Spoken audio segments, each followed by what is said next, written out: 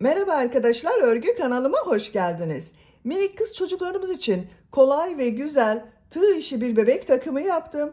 Bakın bu şekilde çok güzel çiçekli tığ işi bebek ayakkabısı. Yine çok kolay ve güzel tığ işi bebek şapkası yaptım. Bakın bu şekilde çok güzel bir bebek saç bandı var. Yine hem kolay hem de güzel tığ işi bebek eteği yaptım. Model de çok güzel arkadaşlar. Bunların takımı olarak yine hem güzel hem de kolay bolero yelek yaptım bakın. Ben bugün bu takımı 3-6 ay arası bir bebek ölçüsüne göre yapıyorum. Ama siz bu takımı farklı büyüklükteki çocuklarınız için yapabilirsiniz. Siz de bunun gibi güzel bir takım yapmak isterseniz bu ayakkabının, saç bandının, şapka ve bolero anlatımlarını yaptım. YouTube kanalıma yükledim. Bunların olduğu YouTube linkini izlediğiniz bu videonun açıklama bölümüne ekliyorum. O linkler üzerine tıklarsanız siz de bunun gibi güzel bir takım yapabilirsiniz. Biz bugün bu kolay ve güzel etek örgüsünü yapacağız arkadaşlar. Etek örgüsüne bel örgüsünden başlıyoruz. Ben bugün 3-6 ay arası bebek için yaptım. Siz bunu yeni doğan bebek için yapabilirsiniz. 1, 2, 3, 4, 5 yaş, her yaş çocuklarınız için yapabilirsiniz. Tek yapmanız gereken yapacak olduğunuz çocuğun bel ölçüsüne göre zincir başlamak. Yetişkinler için de uygun bir model arkadaşlar. Yetişkinler için de bakın çok güzel model bir etek. Bel örgüsünü yaptıktan sonra modelleri yerleştiriyoruz. Modeller çok kolay. Ölçülerini videonun sonunda ölçüyorum. Oraya bakabilirsiniz. Bel örgüsünün buraya bakın kurdale taktım. Ucuna da renkli boncuklar yaptım. Bu etek örgüsünde iplik olarak ben bugün bu pembe renk ipliği kullandım. Kullandığım iplik üzerinde 100 gram iplikte 360 metre var. Bir yumak iplik kullandım arkadaşlar. İplik çok kalın değil, ince bir iplik kullandım bakın. Bir yumak iplik yeterli oldu. Tığ olarak 5 numara 3 milimetre tığ kullandım. Elimin sıklığına göre bu tığı kullandım. Bu büyüklükte ve yumuşak bir örgü elde ettim. Sizin eliniz sıkıysa 3,5-4 milimetre tığları kullanırsanız güzel olur. İpliğe tığ hazırlayalım. Hep birlikte bu kolay ve güzel etek örgüsüne başlayalım. Örgü kanalıma abone değilseniz abone olmayı unutmayın lütfen. Örgü kanalıma abone olmak ücretsiz. Örgü kanalıma ücretsiz abone olup orada bulunan zil şeklini dokunarak açık yaparsanız kanalıma video yüklediğim zaman ilk önce size bildirim gelir. Örgülerimden herkesten önce sizin haberiniz olur. İzlediğiniz videolarıma beğeni ve yorumlarınızı yaparsanız çok sevinirim arkadaşlar. Videolarıma beğeni yaptığınızda yanında Hype Gönder bölümü görünecektir. Hype Gönder'e tıklayıp puan gönderirseniz de çok sevinirim. Sizlerden gelen bu puanlar örgü kanalımın devamlılığı için çok önemli. Şimdiden hepinize çok teşekkür ederim. Kolay gelsin, iyi çalışmalar.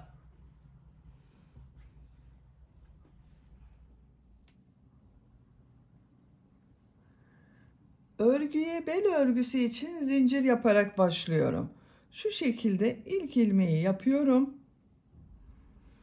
Zincirleri yapmaya başlıyorum. Çok sıkı zincirler yapmıyorum.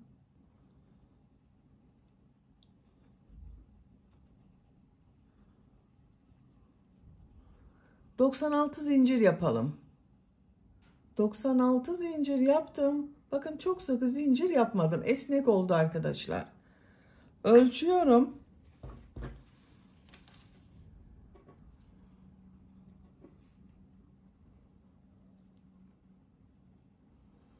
...37 santimetre zincir uzunluğu var. Benim elimin sıklığına göre, iplik kalınlığına göre 37 santimetre için 96 zincir yaptım. Sizin elinizin sıklığına göre daha fazla veya daha az zincir yapmanız gerekebilir arkadaşlar. Bu zincir sayısı yapacak olduğunuz çocuğun bel ölçüsüne göre daha az veya daha çok yapabilirsiniz. Çocuğunuzun beline ölçerek zincir başlarsanız çok iyi olur.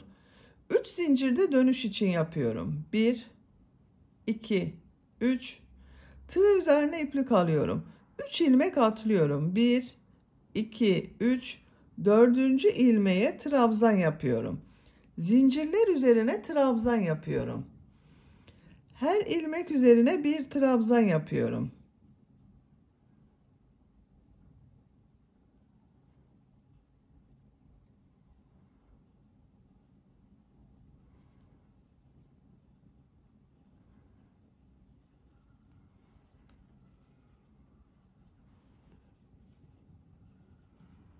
Sıra sonuna kadar devam edelim. Zincirler üzerine trabzan yaptım. Sıra sonuna kadar tamamladım. Bakın bu şekilde oldu. Bu bir sıra üzerine 95 trabzan yaptım. Sıra başında yaptığım bu 3 ilmek atlayarak bir trabzan var. Bununla birlikte bir sıra üzerinde 96 trabzan var. Şimdi bunu birleştiriyorum. Artık yuvarlak olarak devam ediyorum bel örgüsüne. Bakın burada 3 ilmek atlayarak yaptığım bir trabzan var. Bunun 3. ilmeğe tığ takıyorum. İlmek kaydırma yaparak sırayı birleştiriyorum. 2 zincir yapıyorum. Bu sırada bu trabzanları bir düz bir ters boşluktan alıp trabzan yapıyorum. Tığ üzerine iplik alıyorum. İlk trabzan bakın düz taraftan şu şekilde boşluktan alıyorum. Trabzan yapıyorum.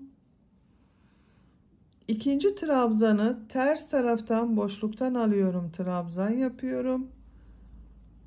Düz taraftan boşluktan alıyorum. Trabzan yapıyorum.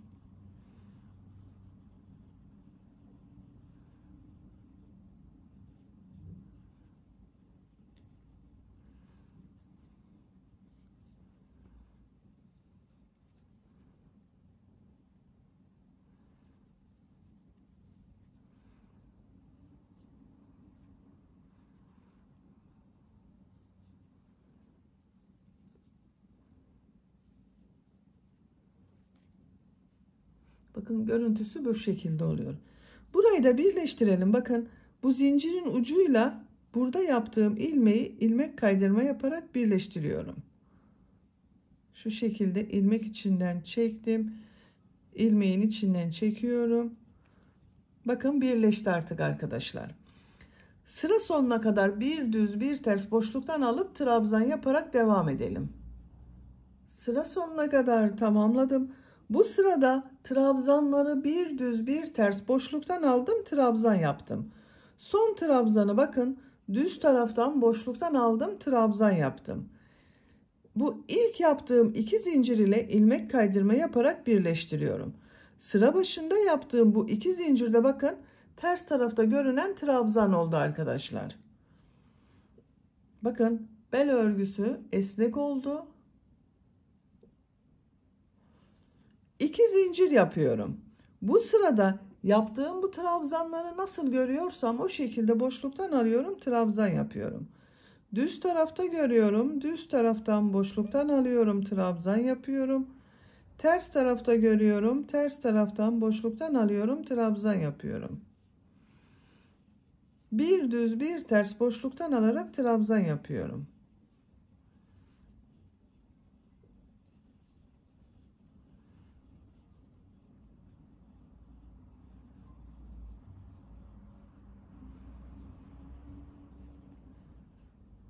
Sıra sonuna kadar devam edelim. Sıra sonuna kadar tamamladım. İlk ilmek ile ilmek kaydırma yaparak sırayı birleştiriyorum. 2 zincir yapıyorum. Bu sırada yine trabzanları nasıl görüyorsam o şekilde boşluktan alıyorum, trabzan yapıyorum.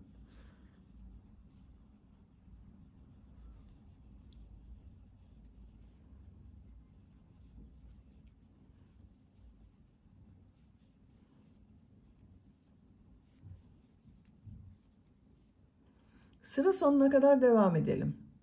Sıra sonuna kadar tamamladım. İlk ilmek ile ilmek kaydırma yaparak sırayı birleştiriyorum. 1, 2, 3, 4 sıra oldu. Ben burada bitiriyorum bel örgüsünü arkadaşlar. Siz tercihinize göre 1 veya 2 sıra devam edebilirsiniz. Kaç santimetre yaptığımı ölçüyorum. 3 santimetre genişlik var. Benim yapacağım ölçü için bu yeterli. Dediğim gibi siz biraz geniş olsun istiyorsanız bir sıra daha bir düz bir ters örgü yapabilirsiniz. Esnek oldu. Bakın bel örgüsü çok güzel oldu. Şimdi bir sıra sık iğne yapıyorum. Bir zincir yapıyorum. İlk ilmek üzerine sık iğne yapıyorum. Diğer ilmeklere sık iğne yaparak devam ediyorum.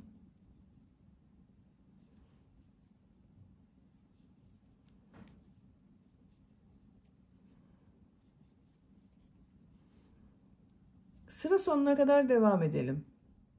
Sıra sonuna kadar tamamladım. İlk ilmek ile ilmek kaydırma yaparak sırayı birleştiriyorum.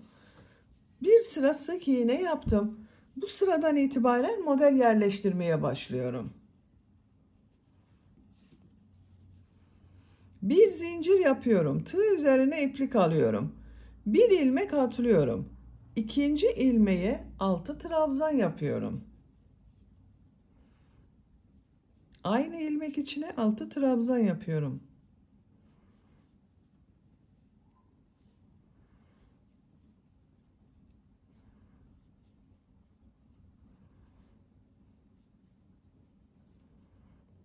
Altı trabzan yaptım. Bir zincir yapıyorum. 2 ilmek atlıyorum. Üçüncü ilmeğe sık iğne yapıyorum. Bir zincir yapıyorum. Bir ilmek atlıyorum. 6 trabzan yapıyorum. Aynı ilmek içine 6 trabzan yapıyorum.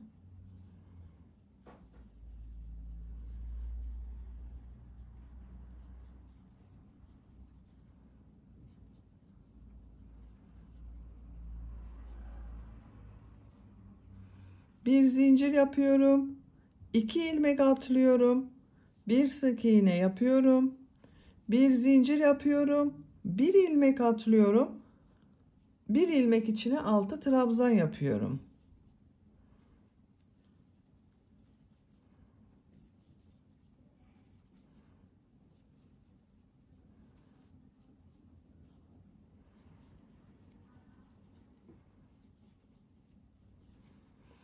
Bakın. Aynı ilmeğe 6 trabzan yaptım. Ben aralarda arkadaşlar modelden sonra 2 ilmek atladım, sık iğne yaptım. Sık iğneden sonra 1 ilmek atladım. Model için 6 trabzan yaptım. Siz daha sık model olsun istiyorsanız aralarda hep birer ilmek atlama yapabilirsiniz. Ben bu şekilde yapmayı tercih ettim. Sıra sonuna kadar devam edelim. Modelleri sıra sonuna kadar yaptım. Bir zincir yapıyorum. Bir ilmek atlıyorum. Bu ilk yaptığım ilmek ile ilmek kaydırma yaparak sırayı birleştiriyorum. Bu sırada model yerleştirmesini yaptık. Bakın bu şekilde oldu arkadaşlar.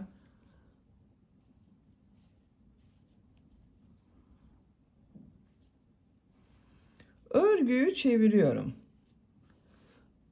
Bu sırada bu yaptığım 6 trabzanın ilk 3 trabzanı boşluktan alıp trabzan yapacağız. 2 zincir yapacağız. 3 trabzanı boşluktan alıp trabzan yapacağız. İlk trabzana bakın. Şu şekilde tığ takıyorum. Boşluğa takıyorum. İlmek kaydırma yaparak geçiş yapıyorum. 3 zincir yapıyorum. Bu yaptığım 3 zincirde bir trabzan oluyor. 2 trabzanı boşluktan alıyorum, trabzan yapıyorum.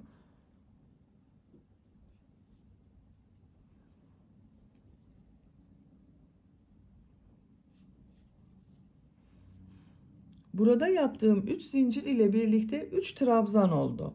2 zincir yapıyorum. 3 trabzan var. Bu 3 trabzanı boşluktan alıyorum, trabzan yapıyorum.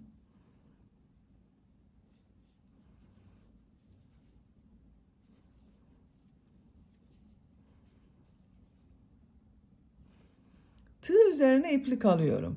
Diğer modelde de ilk 3 trabzanı boşluktan alıp trabzan yapıyorum. 2 zincir yapıyorum.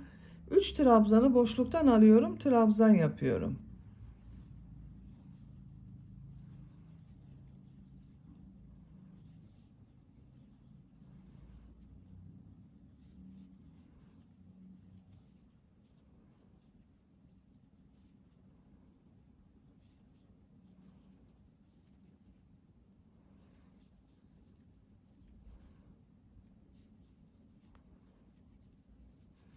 Bakın düz tarafın görüntüsü bu şekilde oluyor.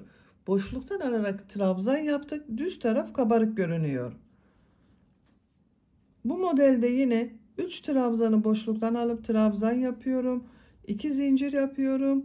3 trabzanı boşluktan alıyorum, trabzan yapıyorum.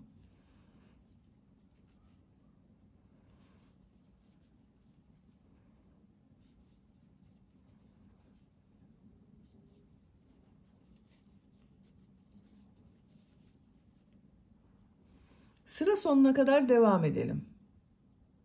Sıra sonuna kadar tamamladım. İlk model ile son modeli ilmek kaydırma yaparak birleştiriyorum. Bu ilmeğe tığ takıyorum, iplik aldım, içinden çekiyorum. Bir zincir yapıyorum, örgüyü çeviriyorum. Bu iki model ortasına bakın bir boşluk var. Buraya bir sık iğne yapıyorum. Bir zincir yapıyorum. Tığ üzerine iplik alıyorum. Bu iki zincirli boşluğa 6 trabzan yapıyorum.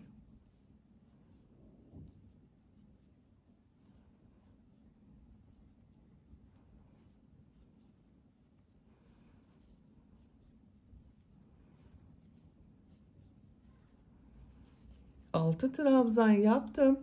Bir zincir yapıyorum. İki model ortasında bir boşluk var. Buraya sık iğne yapıyorum. Bir zincir yapıyorum. Model ortasındaki bu iki zincirli boşluğa 6 trabzan yapıyorum.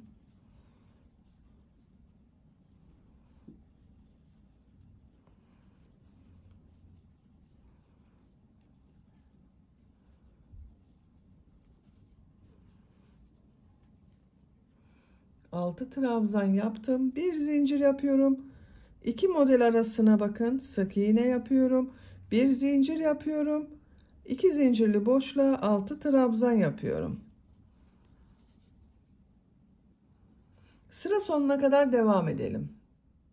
Sıra sonuna kadar tamamladım. Son yaptığım modeli bu ilmek ile ilmek kaydırma yaparak birleştiriyorum. Bir zincir yapıyorum. Bu ilmeğe ilmek kaydırma yapıyorum. Bakın görüntüsü bu şekilde oldu. Örgüyü çeviriyorum. Bu sırada bu 3 trabzanı boşluktan alıp trabzan yapacağız. 2 zincir yapacağız. 3 trabzanı boşluktan alıp trabzan yapacağız. Bu ilk trabzanı bakın boşluğa tığ takıyorum. İlmek kaydırma yaparak geçiş yapıyorum. 3 zincir yapıyorum. Bu ilk trabzan. Bu iki trabzanı boşluktan alıyorum. Trabzan yapıyorum. 3 zincirle birlikte 3 trabzan oldu. 2 zincir yapıyorum. Burada 3 trabzan var. 3'ünü boşluktan alıyorum. Trabzan yapıyorum.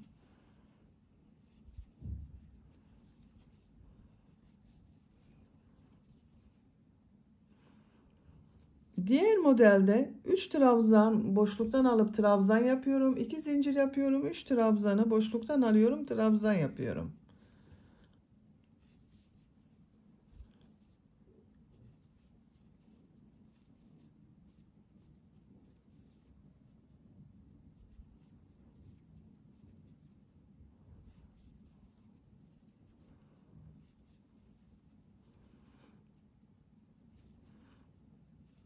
Burada da aynı şekilde devam ediyoruz. Sıra sonuna kadar devam edelim. İlmek kaydırma yaparak sırayı birleştirelim. Örgüyü çevirelim. Bir sonraki sırada bu model ortasında 2 zincir yaptık. Bunların içine 6 trabzan yapacağız. Etek örgüsü bu şekilde devam edecek arkadaşlar. Bu iki sıradan oluşuyor bir model. Eteğin örgüsünü yapacak olduğunuz çocuğun büyüklüğüne ve tercihinize göre bu model sıralarını tekrarlayarak devam edelim. Etek örgüsünü yapacağım ölçüye göre tamamladım. Modelleri sayıyorum. 1, 2, 3, 4, 5, 6, 7, 8, 9, 10 kabarık model yaptım. Bakın 11. sırada örgünün ters tarafından 3 trabzanı boşluktan aldım. Trabzan yaptım. 2 zincir yaptım. 3 trabzanı boşluktan aldım. Trabzan yaptım. Kaç santimetre yaptığımı da ölçüyorum. 20 santimetre yükseklik var. Benim tercihime ve yapacağım ölçüye göre bu yükseklik yeterli.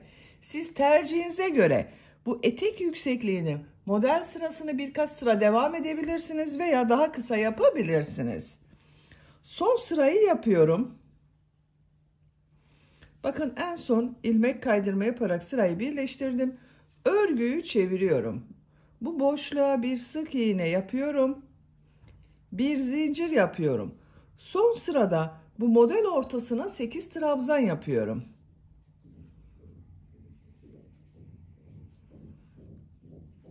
İki, 3, 4, 5, 6,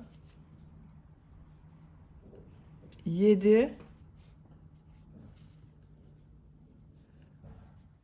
8. 8 trabzan yaptım. Bir zincir yapıyorum. Bu iki model ortasına sık iğne yapıyorum. Bir zincir yapıyorum. Model ortasına 8 trabzan yapıyorum.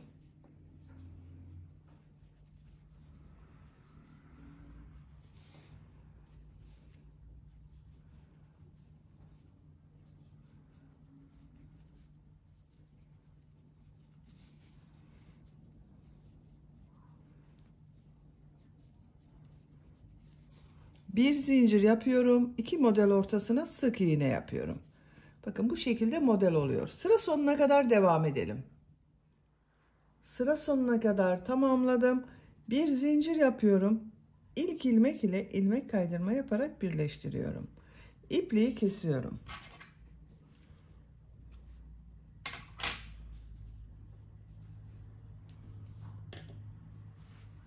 Bakın arkadaşlar.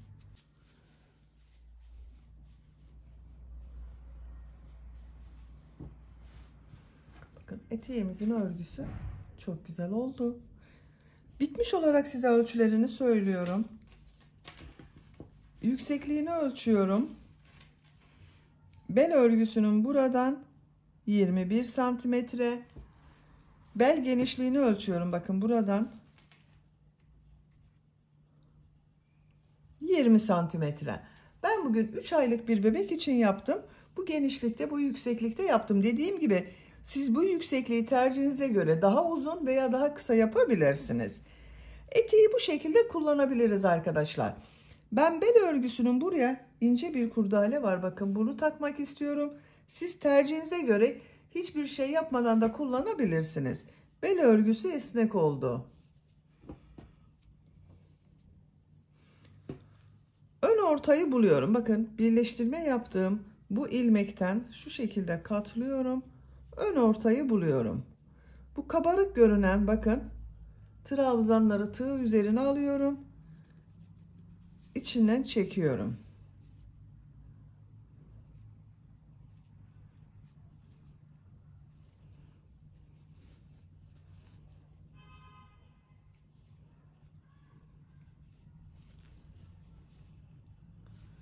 Sıra sonuna kadar devam edelim. Sıra sonuna kadar kurdaleyi taktım. Bakın bel örgüsünün görüntüsü bu şekilde görünüyor. Bunu bu şekilde kullanabiliriz. Ben bu kurdalenin ucuna renkli boncuklar takmak istiyorum. Bakın bu şekilde renkli boncuklar var. Her yerde bulabilirsiniz bu boncuğu arkadaşlar. Bakın uçlarına takıyorum. Şu şekilde.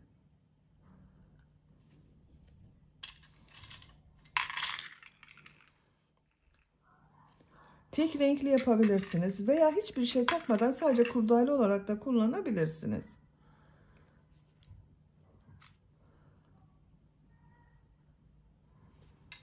Bakın 4 renkli taktım. Ucunu şu şekilde düğüm yapıyorum. Çıkmasın diye.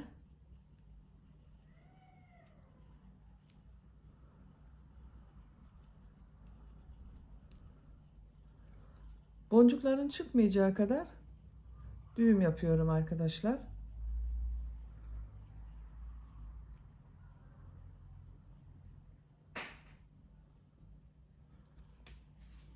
Bakın çıkmıyor.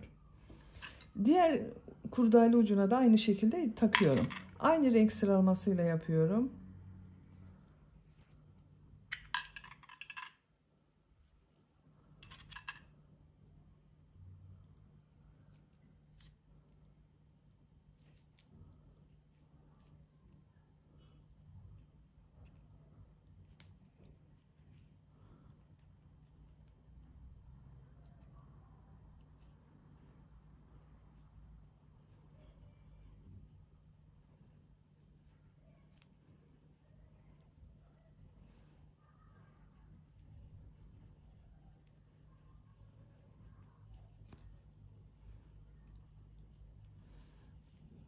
Bakın bu da çıkmıyor.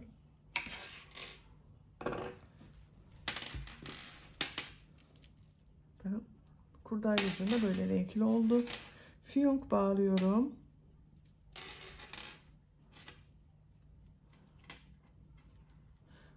Boncukları da takınca cıvıl cıvıl oldu bakın. Böylece etek örgüsünü de bitirmiş oldum arkadaşlar. Çok güzel ve kolay bir etek yaptık. Beni dinlediğiniz ve izlediğiniz için hepinize çok teşekkür ederim. Örgü kanalıma abone değilseniz abone olmayı unutmayın lütfen. Örgü kanalıma abone olmak ücretsiz.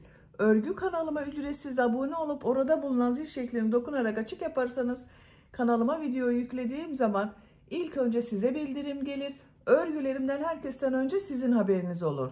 İzlediğiniz videolarıma beğeni ve yorumlarınızı yaparsanız çok sevinirim arkadaşlar. Sizlerle yeni örgülerde görüşmek dileğiyle. Hoşça kalın, sevgiyle kalın.